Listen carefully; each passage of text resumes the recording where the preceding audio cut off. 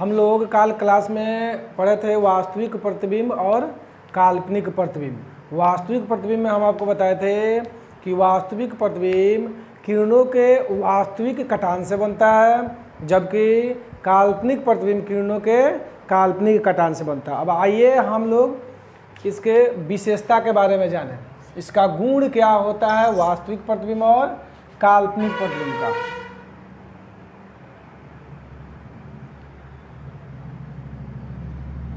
वास्तविक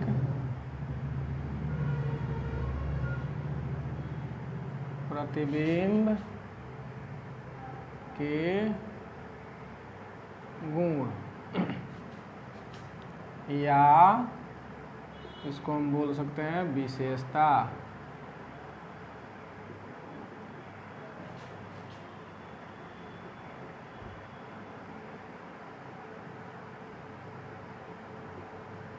वास्तविक प्रतिबिंब के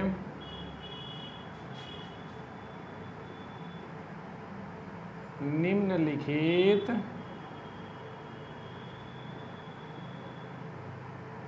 गुण है। वास्तविक प्रतिबिंब हम आपको शुरू में बताएं कि वास्तविक प्रतिबिंब किरणों के वास्तविक कटान से बनता है, यानी कि प्रकाश जाकर वहां पर मिलता है। हम एक नंबर में लिखेंगे या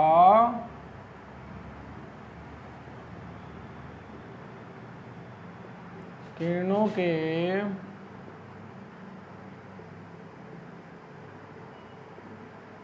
वास्तविक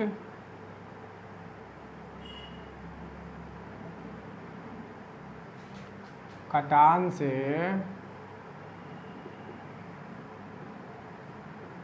बनता है।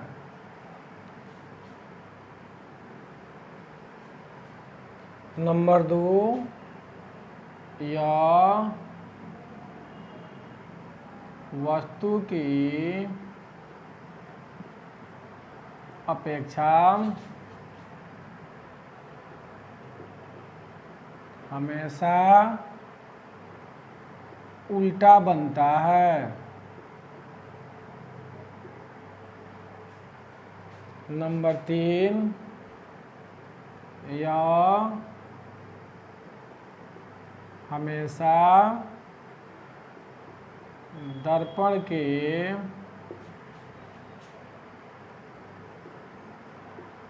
आगे बनता है। अब वास्तविक प्रतिबिंब जब किरणों के वास्तविक कटान से बनता है और यह वस्तु की अपेक्षा हमेशा उल्टा होता है और दर्पण के आगे बनता है, इसलिए हम इसे पर्दा पर प्राप्त कर सकते हैं। तो नंबर 4 में हो जाएगा, इसे हम पर्दे पर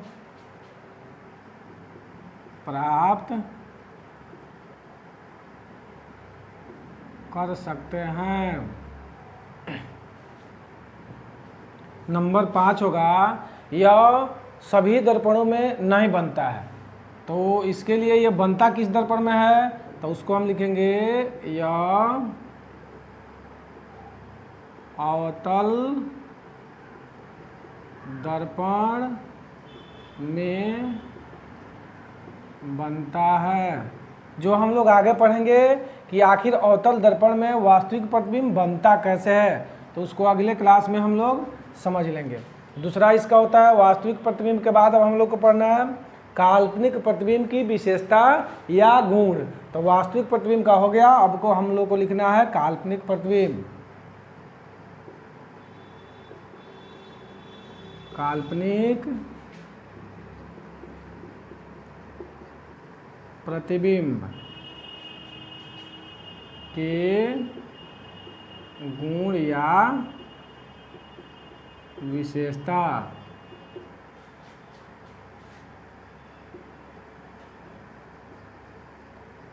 काल्पनिक प्रतिबिंब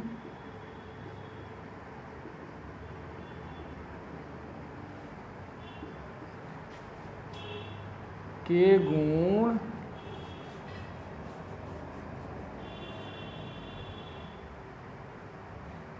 काल्पनिक प्रतिबिंब के निम्नलिखित गुण। काल्पनिक प्रतिबिंब के गुण निम्नलिखित है।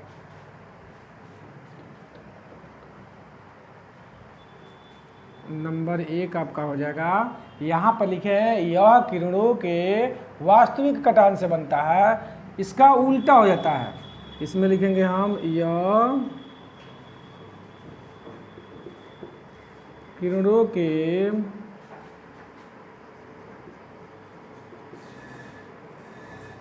काल्पनिक कटान से बनता है। फिर दूसरा यहाँ है यह वस्तु की अपेक्षा हमेशा उल्टा होता है। हम लोग इसका उल्टा लिखेंगे, यह वस्तु की अपेक्षा हमेशा क्या होता है, सीधा होता है। यह वस्तु की अपेक्षा हमेशा सीधा बनता है।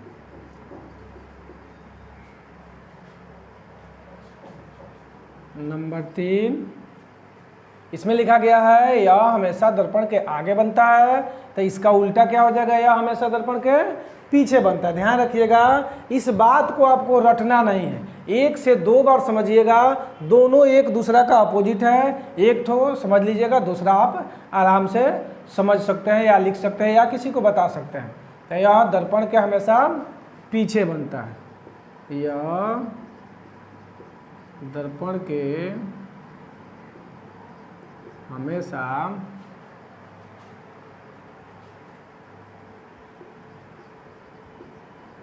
पीछे बनता है।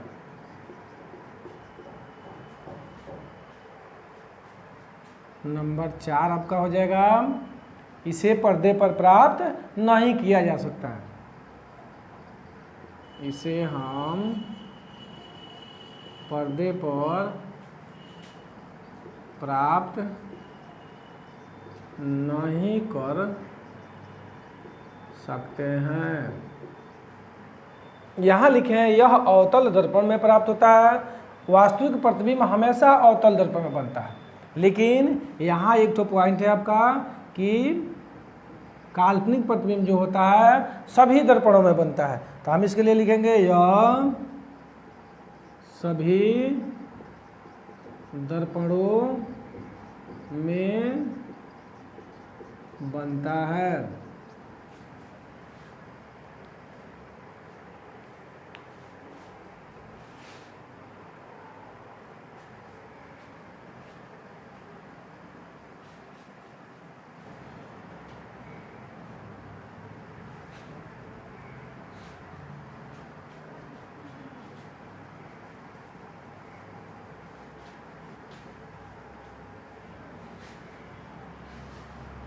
अगला हमारा टॉपिक होगा समतल दर्पण में प्रतिबिंब का बनना।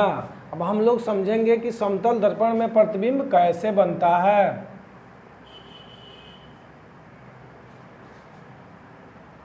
समतल दर्पण में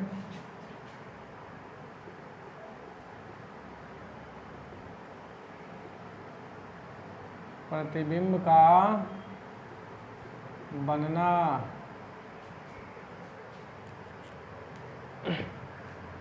मान लीजिए कि आपके पास यहाँ पर समतल दर्पण है जिसमें हम लोग घर पर चेहरा देखते हैं, वहीं आपका समतल दर्पण होता है।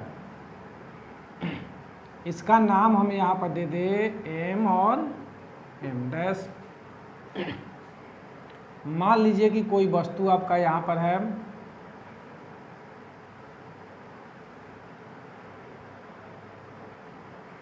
जिसका नाम हम लोग दे देंगे A। यहाँ से प्रकाश निकलेगा और निकलने के बाद क्या करेगा, दर्पण से टकराएगा। टकराने के बाद हम लोग पहले से पढ़े हैं कि यह वापस लौटकर जाएगा। जब ये वापस लौटेगा तो इधर जाएगा, तो हम इसको पीछे लेकर चलेंगे। फिर इसको भी हम पीछे लेकर जाएंगे।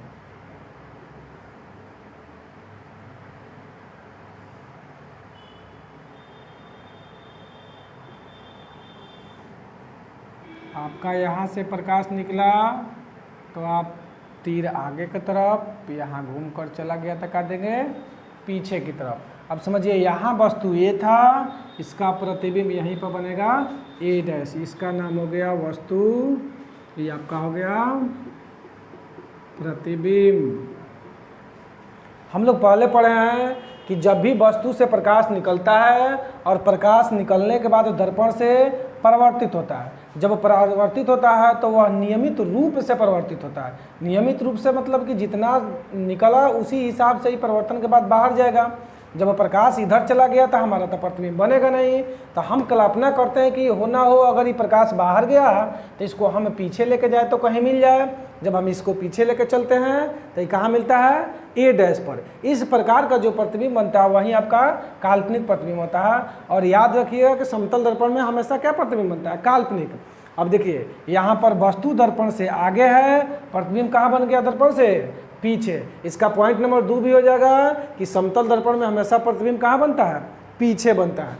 तीसरा पॉइंट हो जाएगा कि समतल दर्पण से जितना दूरी पर आपका वस्तु होगा उतना ही दूरी पर आपका क्या बनेगा, प्रतिबिंब बनेगा। यहाँ इसका नाम लिख दीजिएगा समतल दर्पण। यहाँ इसको दिखाने के लिए लिख दीजिए ए, ई और एफ, जो आपका किरण है बाहर निकल के जा रहा है। हम यहाँ लिखेंगे अब इसके बाद समतल दर्पण में बने प्रतिबिंब की विशेषता। समतल दर्पण में बने प्रतिबिंब की विशेषता।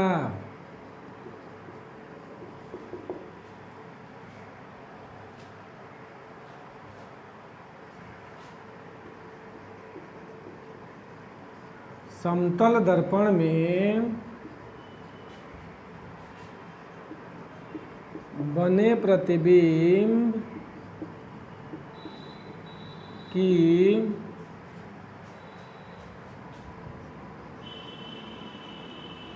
निम्नलिखित विशेषताएं हैं। नंबर 1 में अभी हम आपको बताए हैं कि समतल दर्पण में बना प्रतिबिंब क्या होता है, काल्पनिक होता है। तो हम 1 नंबर लिखेंगे, इसमें बना प्रतिबिंब काल्पनिक होता है। अब याद रखिएगा कि जब भी प्रतिबिंब काल्पनिक हो तो आंख बंद करके आप सीधा मानिएगा। प्रतिबिंब जब काल्पनिक होता है तो क्या बनता है, सीधा बनता है। तो हम यहाँ 2 नंबर लिखेंगे, इसमें बना प्रतिबिंब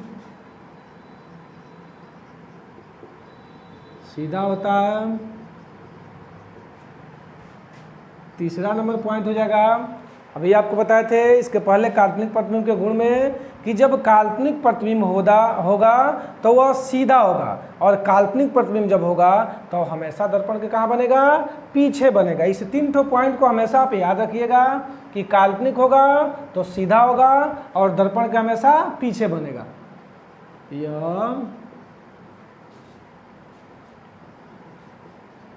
दर्पण के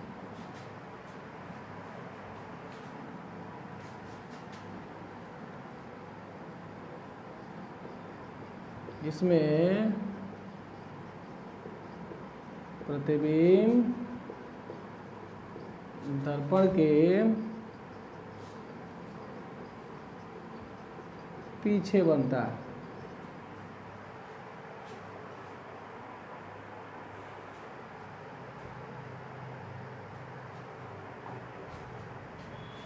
चार नंबर पॉइंट आप यहाँ लिखिएगा, प्रतिबिंब जितना दूरी पर यहाँ वस्तु रहेगा दर्पण से उतना ही दूरी पर आपका क्या बनेगा, प्रतिबिंब।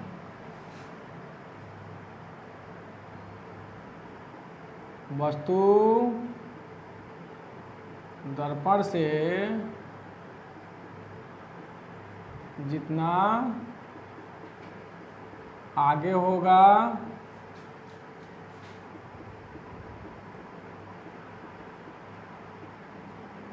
प्रतिबिंब भी दर्पण से उतना ही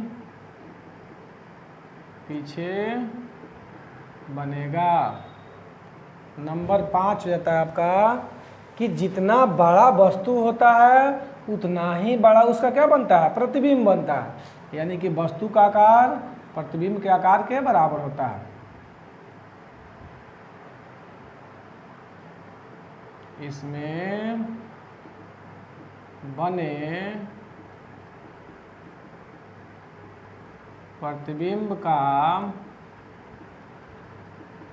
आकार वस्तु के आकार के बराबर होता है। नंबर 6 हमारा हो जाएगा, इसे पर्दे पर प्राप्त नहीं किया जा सकता है।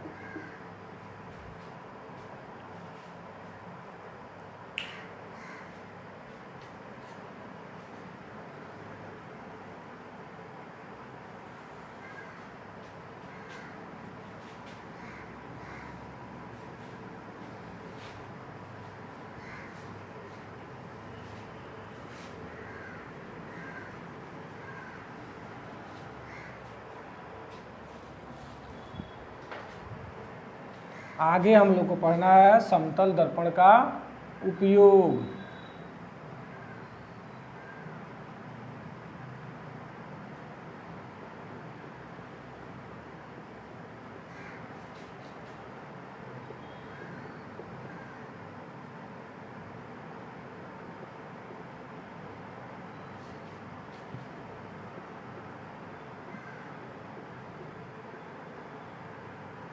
Use of plane mirror.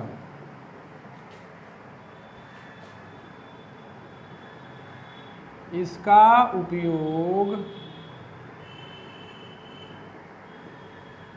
निम्नलिखित है।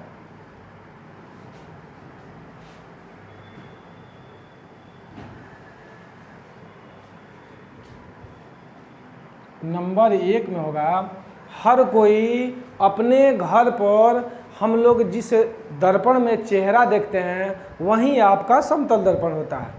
तो हम लिखेंगे इसमें, इसका उपयोग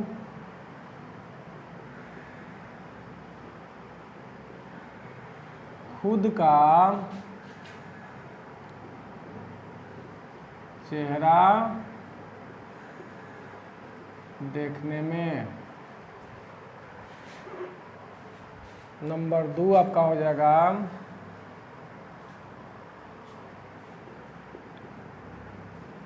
इसका उपयोग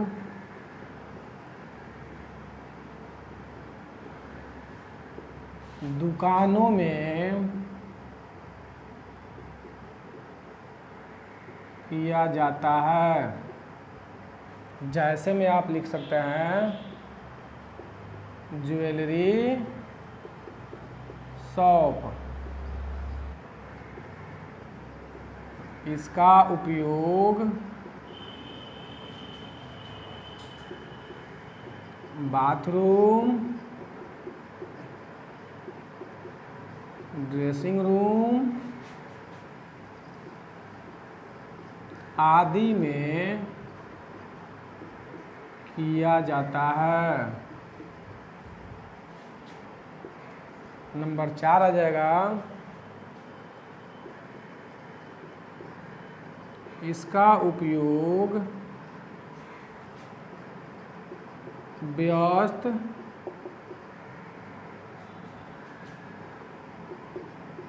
सड़कों पर किया जाता है। वैसा जगह जहाँ पर मान लीजिए कहीं इस तरह का मोड़ ज़्यादा होता है और इधर व्यस्त सड़क होता है, मतलब इधर से भी गाड़ी आता है इधर से भी गाड़ी आता है, उस समय उस सड़कों के किनारे पर कहीं कहीं समतल दर्पण का उपयोग किया जाता है, जिससे देखने में आसानी होता है कि किधर से गाड़ी आ रही है, किधर से गाड़ी जा रही है, हमको किधर जाना है। नंबर 5 आप लिखिएगा।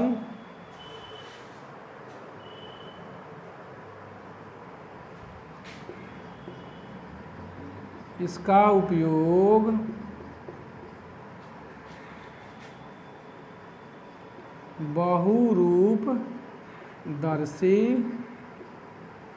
बहुरूपदर्शी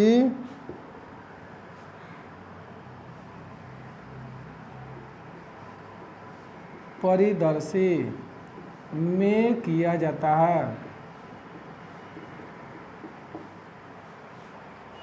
अब बहुरूपदर्शी क्या होता है ये समझ लीजिएगा। जैसे होता है कि हम एक दर्पण इधर से लगा दिए, दूसरा इधर से लगा दिए, फिर तीसरा इधर से लगा दिए, चौथा इधर से लगा दिए, उसमें एक साथ एक वस्तु से अनेक प्रतिबिंब जब बनाता है वहीं आपका होता है बहुरूपदर्शी।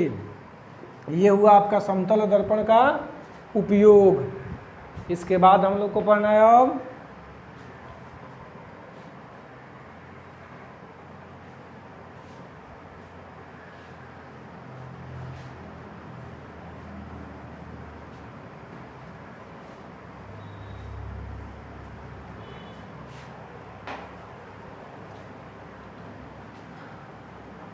हम लोग पीछे एक पॉइंट छोड़ के आए थे जब हम पढ़ाए थे दर्पण का प्रकार, उसमें हम लोग लिखे थे समतल दर्पण, गोलीय दर्पण, परवलयिक दर्पण। तो समतल दर्पण के बारे में तो हम लोग पढ़ लिए, अब हमारा बच रहा है गोलीय दर्पण। तो हमारा अगला टॉपिक होगा गोलीय दर्पण।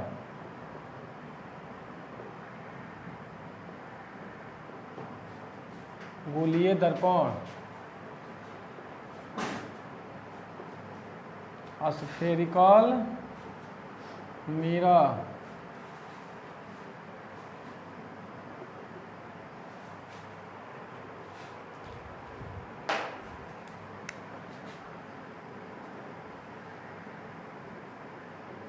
वैसा दर्पण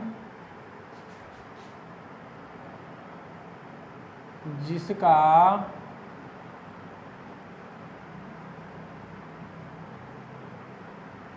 परावर्तक सतह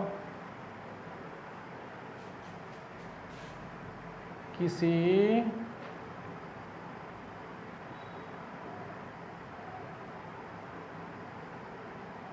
खोखले गोले का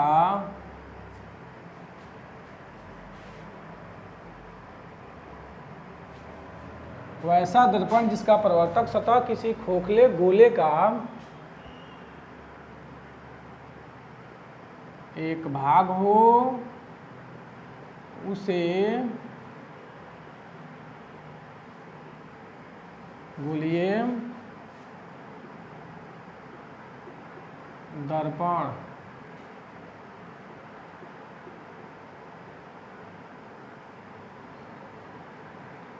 कहते हैं।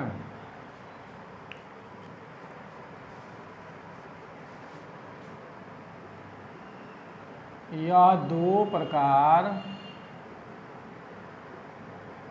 का होता है। ये पहले भी आपको बता दिए हैं, लेकिन यहाँ हम लिख देते हैं। आपका हो जाता है अवतल दर्पण, दूसरा होता है उत्तल दर्पण। इसका एक और नाम होता है अभिसारी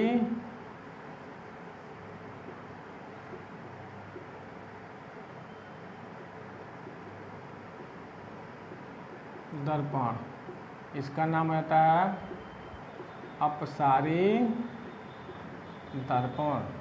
अब समझिएगा गोलीय दर्पण क्या होता है। हम आपको यहाँ लिखा है वैसा दर्पण जिसका परावर्तक सतह, परावर्तक सतह हम आप लोग को बता चुके हैं कि परावर्तक सतह क्या होता है, किसी खोखले गोले का। अब खोखला गोला क्या होता है, तब मतलब वैसा गोल वस्तु जिसके अंदर कोई पदार्थ नहीं। जैसे आपके पास होता है फुटबॉल या टेनिस का जो गेंद खेलते हैं आप, उसको अगर बीच से काटिएगा या फाड़िएगा तो देखिएगा वो खोखला होता है, अंदर से खाली होता है। ऐसा गोला को हम कहते हैं खोखला गोला। अब मान लीजिए कि आपका यहाँ पर कोई इस तरह का गोला हो, जब हम इसको बीच से काट देते हैं तो आपका क्या बन जाता है, दो भाग अलग अलग बन गया। अब हमारे ऊपर डिपेंड करता है कि हम इसको कैसे बनाते हैं। मान लीजिए कि हम इसको अगर बाहर से कलई कर दिए यानी कि पेंट कर दिए, तभी आपका अंदर परावर्तक सतह हो जाता है। लेकिन अगर हम इसको अंदर से पेंट कर देते हैं तो इसका परावर्तक सतह क्या होता है, बाहर हो जाता है। अब यही आपका खोखला गोला हुआ। अब इससे आपको जो दर्पण बनाना हो हम बना सकते हैं। इसको हम बोल सकते हैं खोखला गोला। खोखला गोला था। अभी हम आपको समझाएं कि आप पेंट किधर से करते हैं, किस साइड से आप पेंट करते हैं, ये आप पर निर्भर करता है। अगर आप बाहर से पेंट करते हैं तो इसका परावर्तक सतह अंदर हो जाएगा। अगर आप अंदर से पेंट करते हैं तो परावर्तक सतह क्या हो जाएगा, बाहर हो जाएगा। अब उसके बाद जो तो आपका दर्पण है, दोनों दर्पण अलग अलग नाम पड़ जाएगा। तो पहला हम आप लोगों को बताएंगे यहाँ पर अवतल दर्पण।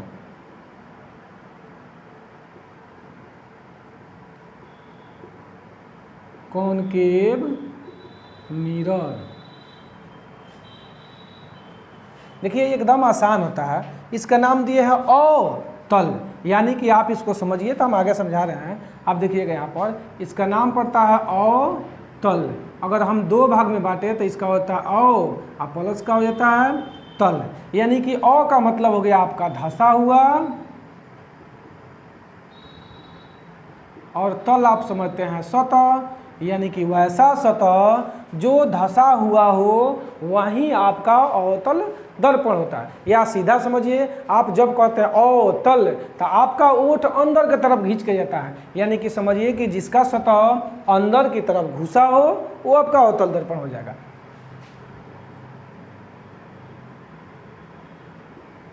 वैसा दर्पण जिसका परावर्तक सतह धंसा हो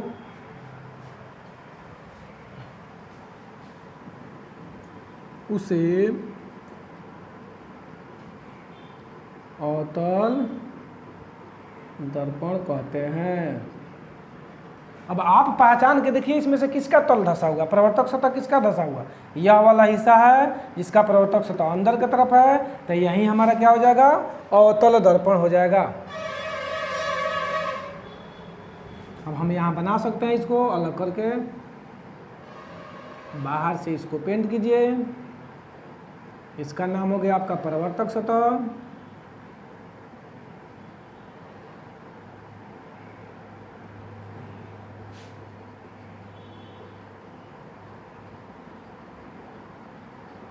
ध्यान रखिएगा, इस सतह के लिए हम परावर्तक सतह बताएं और इसका नाम क्या होता है, तो अवतल दर्पण।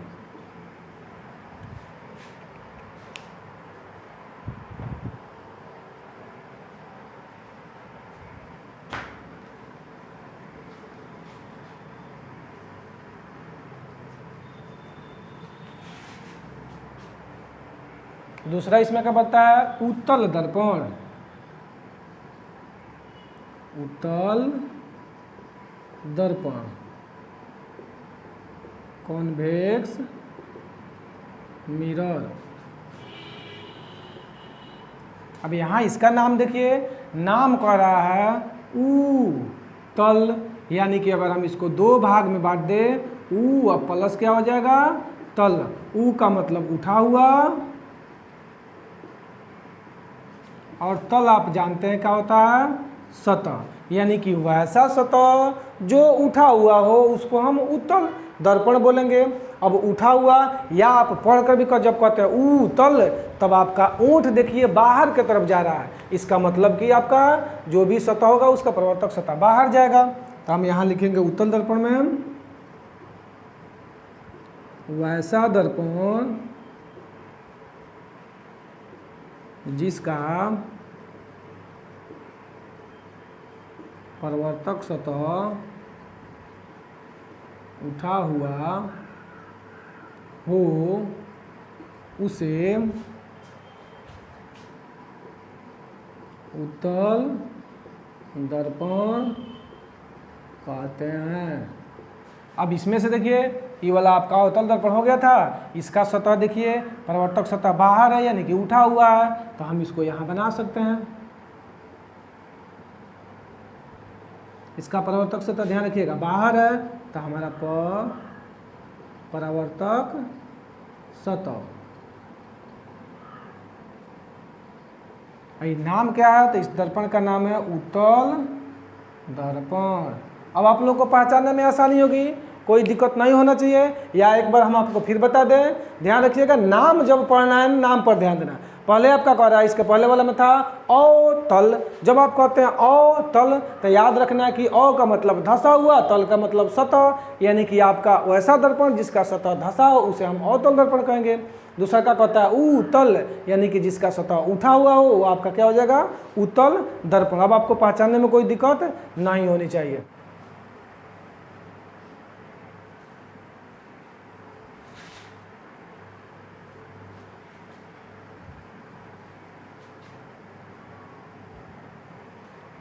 लास्ट वाला जो दर्पण हम लोग का था परवलयिक दर्पण, उसको हम लोग पढ़ लें।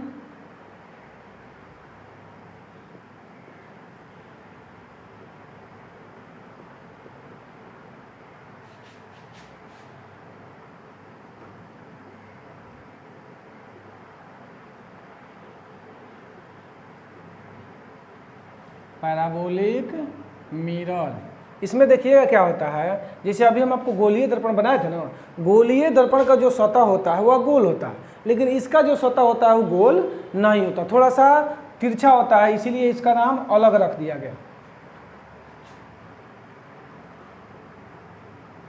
वैसा दर्पण जिसका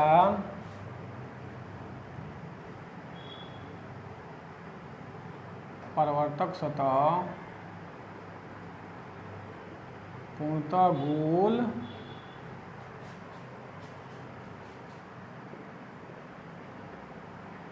नहीं होता है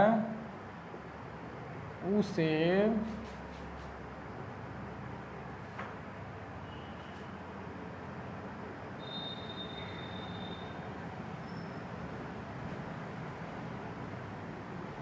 परवलयिक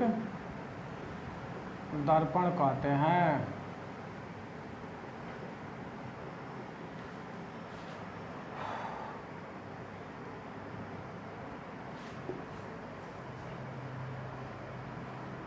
आपका यही हो गया परवलयिक दर्पण, इसको बाहर से पेंट कीजिए। अंदर वाला सतह आपका परावर्तक सतह हो जाएगा,